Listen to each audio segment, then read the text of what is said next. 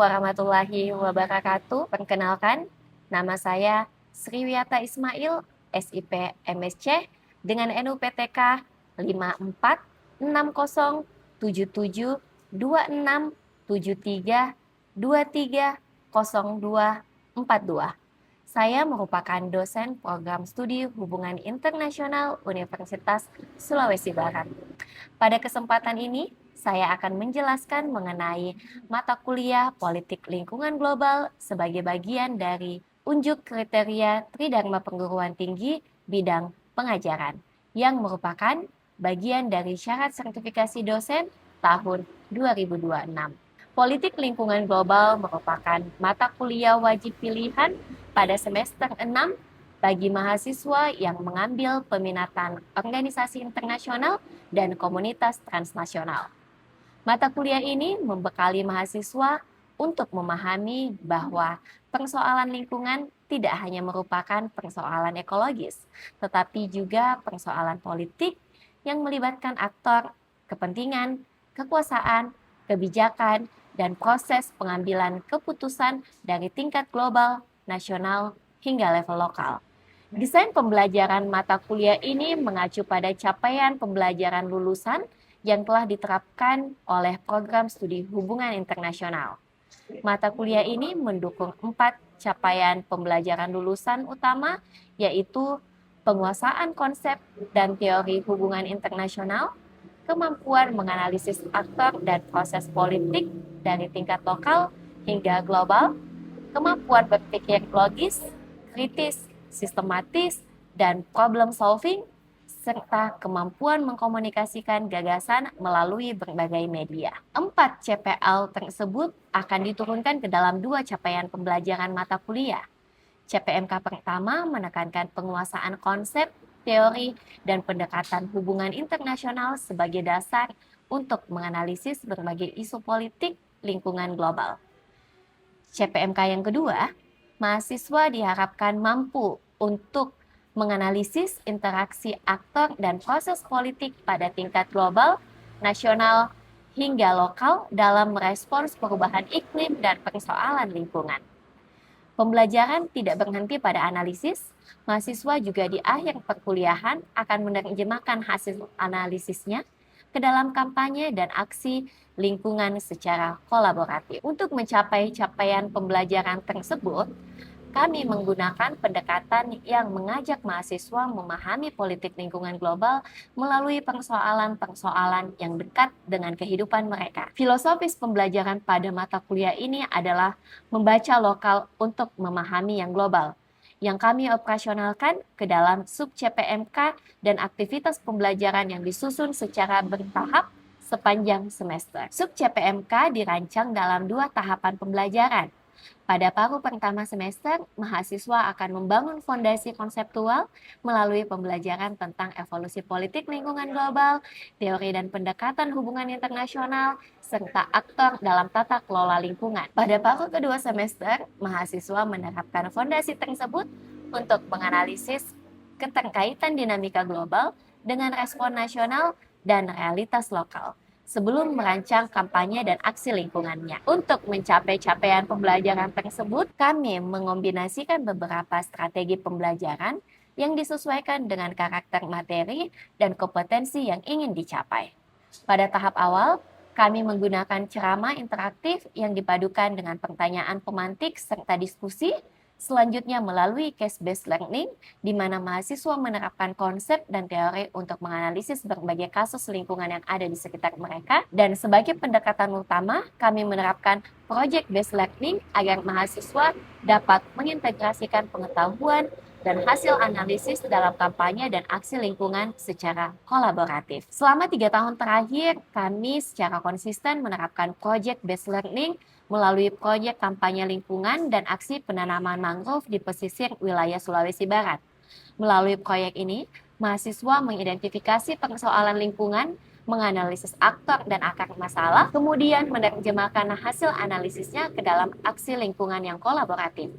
Pembelajaran juga kami perkuat dengan mengintegrasikan hasil penelitian sebagai studi kasus. Untuk memastikan ketercapaian pembelajaran, kami merancang asesmen yang selaras dengan CPMK sub-CPMK, dan strategi pembelajaran. Komponen penilaian terdiri dari partisipasi dan tugas belajar sebesar 20%, UTS sebesar 30%, serta UAS yang diintegrasikan dengan luaran Project Based Learning sebesar 50%. Selanjutnya, pada video ini akan disimulasikan pembelajaran pada pertemuan kedua dengan topik evolusi politik lingkungan global. Selamat menyaksikan. Halo, apa kabar semua teman-teman? Baik. Iya, semoga semua dalam keadaan sehat ya, karena sebelum saya tadi masuk kelas ada dua dari teman kalian yang mau WA, katanya dia sakit dan tidak bisa hadir. Mungkin pengaruh cuaca memang akhir-akhir ini sangat panas ya. Jadi teman-teman jangan lupa minum dan ya jangan sampai sakit di cuaca seperti ini. Nah, sebelum kita mulai kelasnya, kita absen dulu ya. Teman-teman, ini untuk absennya kita akan lakukan melalui si akad. Saya sudah buka si akadnya dan sekarang teman-teman boleh absen. Baik, sudah semua absennya? Sudah. Oke, baik. Apa bisa kita mulai kelas hari ini? Oke. Bismillahirrahmanirrahim. Assalamualaikum warahmatullahi wabarakatuh. Dan selamat siang teman-teman semua. Waalaikumsalam warahmatullahi wabarakatuh. Hari ini kita sudah berada di pertemuan kedua untuk mata kuliah politik lingkungan global. Nah, topik yang akan kita bahas hari ini adalah evolusi politik lingkungan global, di mana kita akan mempelajari bagaimana kemudian masalah lingkungan ini dibahas dalam cara pandang politik, kenapa kemudian masalah lingkungan menjadi isu global. Oke, karena ini pertemuan kedua gitu teman-teman ya. Kita sedikit refleksi pembelajaran kita minggu lalu. Ada yang masih ingat? Enggak? Apa-apa saja contoh isu lingkungan global? Sampah. Sampah, oke. Apa lagi? Deforestasi. Lalu? Pemanasan global. Perubahan iklim. Nah, kita sudah tahu tuh ternyata bentuk-bentuk masalah lingkungan yang dibahas secara global adalah isu-isu tadi. Nah, itu yang akan kita pelajari dalam satu semester ke depan. Kenapa pentingnya isu-isu tadi kita bicarakan? Apa langkah-langkah global yang telah dilakukan untuk menangani isu tersebut? Dan sejauh apa progres collective action secara global menangani isu tersebut? Nah, sebagai mahasiswa HI, gitu, ada yang masih ingat nggak kenapa kita penting belajar tentang politik lingkungan global? Sebagai mahasiswa HI kita perlu untuk mempelajari politik lingkungan global karena kita lihat masalah atau isu lingkungan tidak hanya dibahas oleh satu negara, tetapi ini menjadi isu yang lebih besar atau isu yang lebih luas untuk menjangkau berbagai negara, karena seperti masalah sampah di berbagai negara sering membicarakan tentang isu lingkungan. Jadi masalah politik lingkungan sudah menjadi isu. Jadi di lingkungan suatu negara, efek atau dampaknya itu sudah melintasi batas-batas wilayahnya, sehingga untuk menyelesaikannya juga memerlukan kontribusi atau komitmen dari lebih dari satu negara. Apalagi kita berbicara tentang sumber daya alam. Banyak sekali sumber daya alam yang kita manfaatkan bersama dan itu tidak ada batasan-batasannya, seperti udara, seperti lapisan ozon. Ini semua dampaknya secara dirasakan oleh semua masyarakat global, sehingga untuk merespon atau membahas penanganannya itu juga memerlukan upaya lebih dari satu negara gitu. Nah, menarik. Nah, teman-teman harus ingat ya, ini kenapa kita belajar tentang politik lingkungan global di HI, membantu teman-teman memahami pembelajaran satu semester ke depan. Oke, hari ini kita akan fokus di evolusi atau perkembangan politik lingkungan global gitu. Bagaimana dari isu ini dibahas secara lokal sehingga bisa menjadi agenda global. Nah, untuk capaian pembelajaran kita hari ini ada teman-teman selesai kelas diharapkan paling tidak menguasai 3 hal ini. Yang pertama, teman-teman mampu menjelaskan tentang milestone ya, atau tahapan-tahapan evolusi politik lingkungan global. Yang kedua, teman-teman bisa memberikan perbandingan perubahan paradigma lingkungan dan juga paradigma pembangunan. Dan yang ketiga, teman-teman bisa menganalisis implikasi perubahan tersebut terhadap tata kelola lingkungan global. Jadi 3 capaian pembelajaran ini yang akan kita pelajari untuk hari ini. Oke, teman-teman, sebelum kita membahas apa itu protokol Kyoto, apa itu konvensi Rio, apa itu Paris Agreement, mungkin kita sederhana dulu nih, memahami masalah lingkungan. Ini saya tunjukkan ada abrasi yang terjadi di Somba, dan ini ada masalah sampah yang terjadi di Pasar Wonomulyo, dan ini ada perkebunan kelapa sawit yang ada di Mamuju Tengah.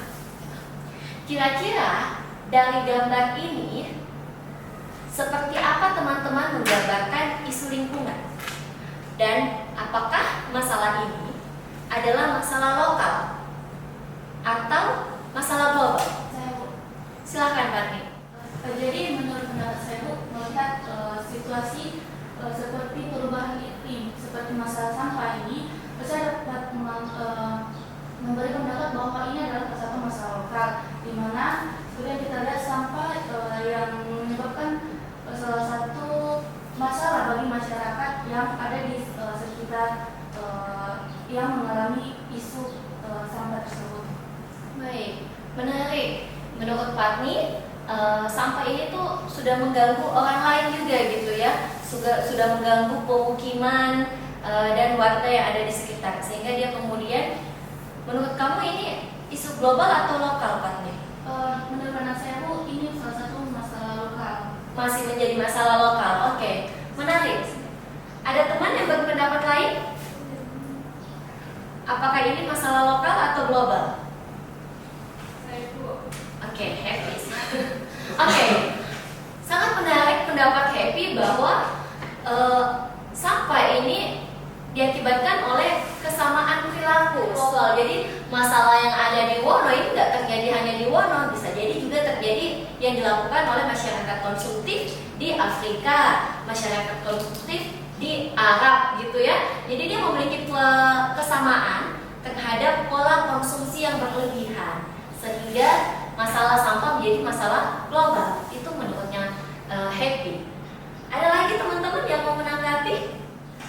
Nah, teman-teman, masalah lingkungan ini akan berubah menjadi masalah global ketika sampah-sampah yang ada di sini itu diproduksi oleh perusahaan-perusahaan multinasional. Contohnya kira-kira sampah apa yang paling banyak nih? Kalau dari produknya Unilever, apa tuh yang dipakai cuci piring? Misalnya sampah Sunlight, gitu. Apalagi? Sampo. Masalah apa lagi? Ini kan semua sampah-sampah yang diproduksi oleh brand-brand multinasional, perusahaan-perusahaan global seperti Unilever, P&G, dan juga Nestle atau perusahaan-perusahaan lainnya. Oke, namun walaupun dia memproduksinya secara global lalu dikonsumsi secara lokal, nah ini kemudian menarik untuk dipertanyakan, siapa yang bertanggung jawab terhadap sampah itu? Apakah produsen atau konsumen? Nah, ini yang kemudian kenapa masalah sampah tidak hanya masalah lokal, tapi kita juga bicara tentang global, karena produsennya atau produsernya bisa jadi perusahaan-perusahaan global. Nah, yang ketiga, sawit yang ada di Mamuju Tengah. Apakah ini masalah lingkungan, teman-teman? Masalah kenapa? Deforestasi, perkebunan sawit yang ada di Mamuju Tengah itu telah menggantikan tutupan lahan hutan secara besar-besaran. Jadi yang awalnya hutan tersebut memproduksi O2, oksigen, jadi sekarang kemudian menjadi perkebunan monokultur yang sangat kering dan tandus. Nah, apakah ini masalah lokal atau global? Lokal. Nah, mungkin kita bisa saja merasa lokal kalau yang hanya merasakan dampak lingkungannya di sekitaran perkebunan sawit yang kering, susah air, ikan jadi hilang, itu mungkin dianggap masalah lokal. Tapi pertanyaan saya, ketika sawit ini diproduksi dan menjadi minyak CPO dan dikirim ke Belanda, dikirim ke Cina, apakah ini masalah lingkungan lokal atau global? Ini sudah menjadi masalah global karena rantai nilai produksi sawit yang diekspor ke luar negeri, contohnya ke Belanda, Eropa, ke Cina, dan ke India, ternyata menyebabkan hilangnya rumah-rumah orang hutan di Kalimantan, hilangnya penja-penja yang ada di Babana. Nah, ini menarik, kenapa kemudian masalah lingkungan lokal ternyata perlu kita bahas secara global, karena tadi aktor-aktornya atau produsennya atau pihak-pihak yang terlibat dalam produksi masalah ini dan juga bertanggung jawab terhadap masalah lingkungan ini bisa jadi melibatkan aktor global. Oke.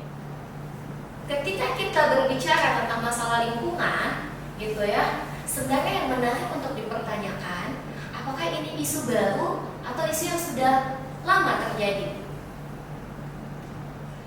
Nah, memang menarik, isu-isu lingkungan, khususnya isu lingkungan global, ini baru mulai dibicarakan setelah Perang Dunia Pertama, ditandai dengan meningkatnya perekonomian global, meningkatnya industri global, ya. Nah, tetapi teman-teman perlu sedikit kita pahami juga bahwa isu lingkungan bukan sesuatu yang benar-benar baru. Dalam sejarahnya, krisis iklim ini juga pernah terjadi di 4000 tahun lalu di Mesopotamia, di mana ini merupakan contoh awal dari dampak perubahan iklim di peradaban kuno. Nah, pada saat itu wilayah yang subur di antara sungai Tigris dan Efrat mengalami kekeringan yang parah. Karena krisis iklim ini disebabkan dari sistem irigasi yang berlebihan dan tidak berkelanjutan yang pada saat itu digunakan oleh masyarakat di Mesopotamia. Jadi, krisis iklim ini menunjukkan bahwa memang bisa terjadi jika ada pengelolaan yang tidak benar dan tidak tepat. Nah, tidak hanya itu teman-teman, di tahun 1800-an sudah pernah juga terjadi polusi akibat pembakaran batu bara. Nah, pembakaran batu bara di tahun 1873 dan ini membunuh 1150 orang di London pada saat itu. Nah, di tahun 1952 terjadi lagi polusi yang parah yang membunuh sekitar 4.000-an orang. Tetapi dulu masalah yang terjadi di London ini dianggap masalahnya London saja, tidak menjadi masalah global. Nah, di tahun 1950 juga terjadi dust bowl atau badai debu yang besar-besaran yang terjadi di Kanada. Nah, di tahun 1956 juga terjadi berasap, ya, kabut berasap di udara New York, yang mana pada saat itu juga menewaskan 200 orang. Ya teman-teman, manusia ini sudah lama menghadapi kerusakan lingkungan. Tetapi ada perbedaan yang penting. Dulu persoalan-persoalan ini dipahami sebagai persoalan lokal yang berada hanya pada batasan wilayah tertentu. Dan polusi yang ada di London dan di Inggris itu dulu dianggap masalahnya Inggris gitu. Belum ada pemahaman kuat bahwa persoalan lingkungan merupakan persoalan yang saling terhubung secara global dan membutuhkan tata kelola internasional. Tapi makin kesini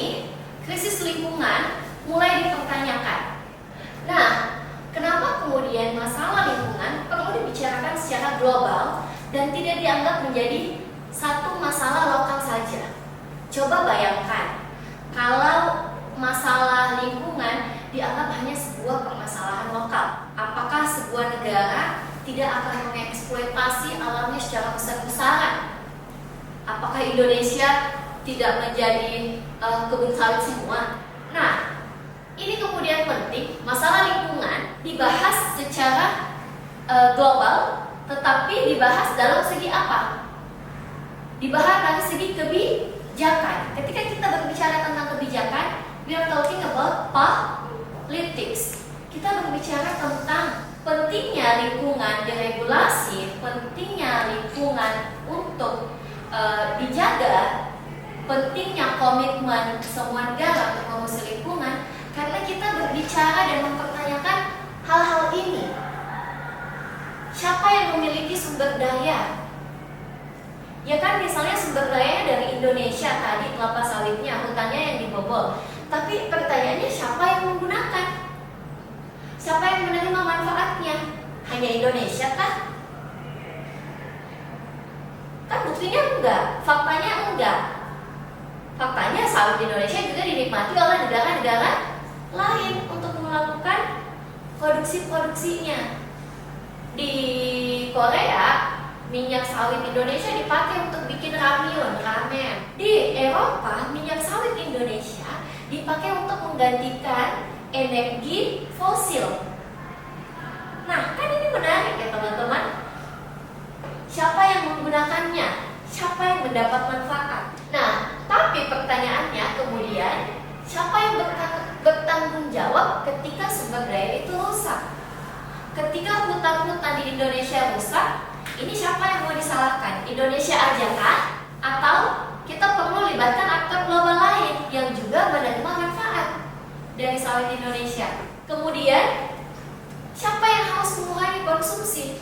Apakah Indonesia yang harus mengganti minyak sawitnya? Dan yang terakhir, siapa yang harus membayar biaya kerusakan lingkungan?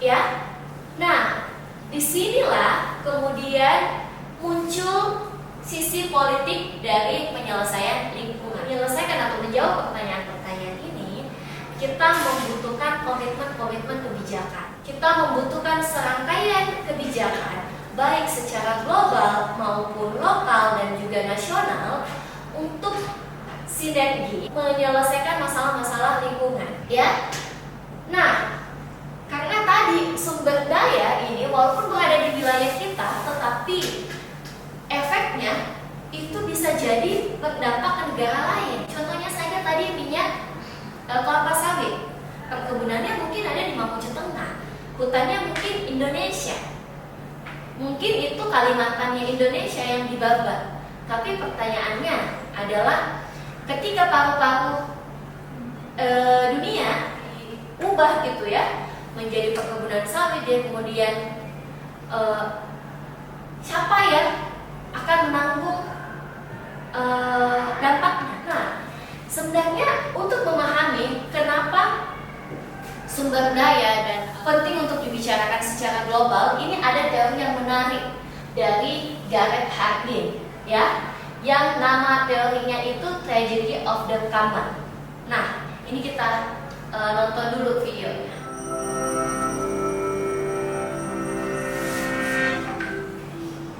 Imagine as a thought experiment that you live in a small village and depend on the local fish pond for food.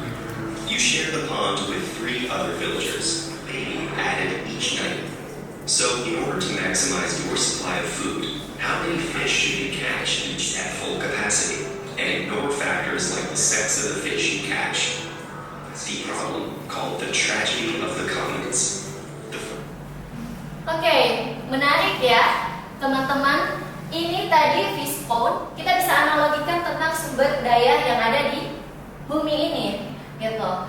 Dan dia melihat bahwa bumi atau mungkin kolam ikan ini punya batasan-batasan produksi. Kalau ada orang yang ingin memaksimalkan kepentingan dirinya dalam jangka pendek, itu mungkin baik untuk dia. Karena kalau misalnya dia mau ambil 3 atau 4 ikan langsung, itu mungkin memenuhi best interest interestnya dia atau kepentingannya dia. Tetapi yang ditanyakan oleh video ini tadi adalah bagaimana. Jadi kayak gini, misalnya dia ngambilnya 4 gitu. Dia akan berpikir kan masih ada 4 ikan yang lainnya yang akan berreproduksi gitu. Tetapi apa yang terjadi ketika keempat-empatnya pemancing itu berpikir hal yang sama? Ya sudah, saya ambil 4 juga. Saya ambil 4, kamu ambil 4, kamu ambil 4, kamu ambil 4. Masih ada nggak ikan yang ada di kolam? Sudah habis. Nah, disinilah yang disebut tragedi. Jika seseorang memenuhi kepentingannya, pribadinya untuk jangka pendek, tetapi tidak memikirkan jangka panjang atau konsekuensi dari tindakannya. Dan tragedinya, ketika dia merasa hanya dia yang melakukan hal tersebut, namun ternyata sifat manusia itu juga terjadi di pemancing-pemancing yang lain atau di orang yang lain. Jadi artinya, kalau bumi ini dibiarkan seperti ini, ya, tanpa ada regulasi, tidak melarang, misalnya tanpa melarang si pemancing, tanpa kita bikinkan standar, misalnya cuma boleh memancing 1, yang lebih dihukum, misalnya, maka sumber daya ini akan dengan gampangnya dieksploitasi. Agar dalam proses-proses menentukan regulasinya, kesepakatannya, ini membutuhkan aktor-aktor yang mana aktor tersebut bukan hanya negara, bukan satu negara, teman-teman, tetapi aktor apa saja. Kita membutuhkan juga aktor global. Misalnya aktor global ini rezim internasional. Iya, PBB, ya. PBB yang mengeluarkan regulasi Paris Agreement, menyepakati Paris Agreement di Konferensi on Party. Lalu, apalagi yang kita butuhkan perannya? NGO. Ada yang bisa kasih contoh NGO yang aktif di lingkungan? Misalnya Greenpeace yang terus mengkampanyekan bahayanya energi fosil, ya.